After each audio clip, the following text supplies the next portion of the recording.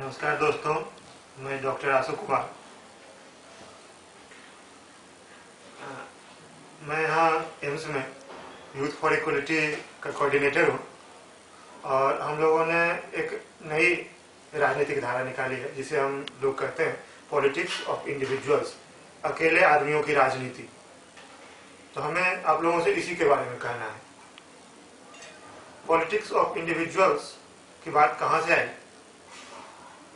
तो ये बहुत बड़ी सच्चाई है कि हम लोग भी बहुत अकेले पड़ गए हैं और हमारे साथ भी कुछ मुट्ठी भरी लोग हैं।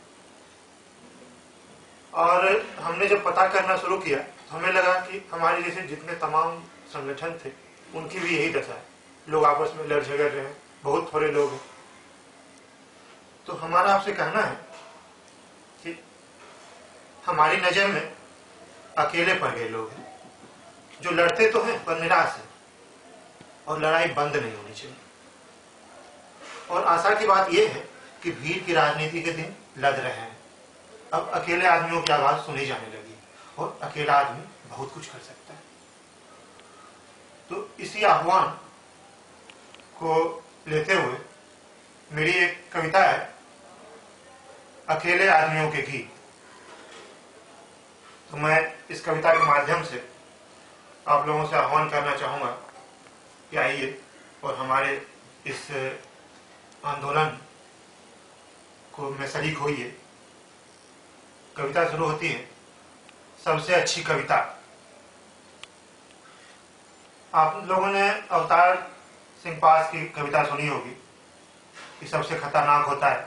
उस कविता से ये कविता थोड़ी मिलती है, लेकिन ये कविता आशावादी है थोड़ी। विद्रोहियों की भीड़ में नारा लगाते हुए आगे आगे चलना अच्छा तो है, सबसे नाराज हो रहना, सबसे अलग अपनी राय प्रकट करना अच्छा तो है, पर सबसे अच्छा नहीं होता। सबसे अच्छी वो बगावत होती है जिसमें आप हो अकेले और फिर रहे हो अकेले। सबसे तगड़ी वो आवाज होती है जो अकेले दम पे भी उठाई जाए, क्योंकि अन्याय तुम्हें अकेले अकेले घेरने लगा है। अब वो अब तुम्हारे भाई के हित से तुम्हारा हित करता है, तुम्हारा दोस्त और तुम्हारा सबसे बड़ा दुश्मन है।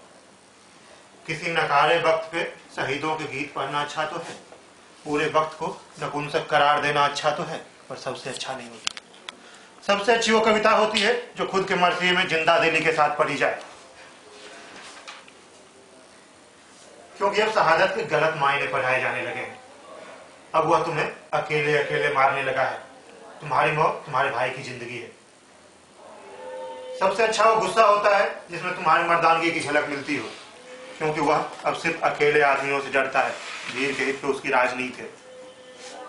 अपने घरों के बारे में पूछते रहना या अपने पूर्वजों की अस्थियां ढूंढते फिरना अच्छा तो है। अपने होने का छोर जानते रहना अच्छा तो है, पर सबसे अच्छा नहीं होता।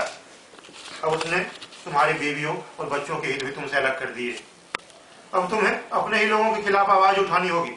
वह यही चाहता था कि तुम अपने लोगों के विरोध में टूट जाओ। सबसे अच्छी वो खोज है जो खुद को दरकिनार नहीं करती है। सबसे अच्छा होता है अपने सही के पक्ष में खड़े होना। सवेरे सवेरे घर से निकलना, कसरत कर जिस्म की हरारत दूर करना, शीतल हवाएं खाना, सुरीले पंछियों के संगीत सुनना अच्छा तो है। बीतते वक्त के साथ बीत जाना अच्छा तो है, पर सबसे अच्छा नहीं होता। वह अब तुम्हें मिटा देना चाहता है और तुम साजिश समझ नहीं पा रहे।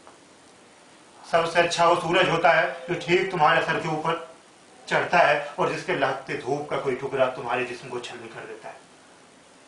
अब वक्त आ गया है कि फिर से लोग में निकला जाए, ये जता दिया जाए कि तुमने चूड़ियां नहीं पहन रखी हैं, कि अकेला आदमी अब अकेला नहीं है, कि अकेले आदमियों का गिरोह है अब, कि अकेला आदमी अब हार नहीं रहा है। सबसे अच्छा होता है अपनी लड़ाई खुद लड़ना, अकेले अकेले और कभी साथ साथ। धन्यवाद।